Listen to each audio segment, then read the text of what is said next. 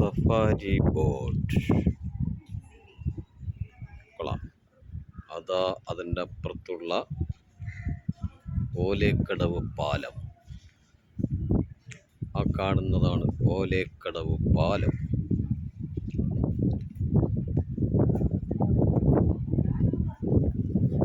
ഇങ്ങനെ കറങ്ങി ഇങ്ങനെ കറങ്ങി ഇങ്ങനെ കറങ്ങി ഇങ്ങനെ കറങ്ങി ഇങ്ങനെ കറങ്ങി ഓലേക്കടവ് പാലം തോണ്ടര അവിടെ തൽക്കാലത്തേക്ക് നിൽക്കും.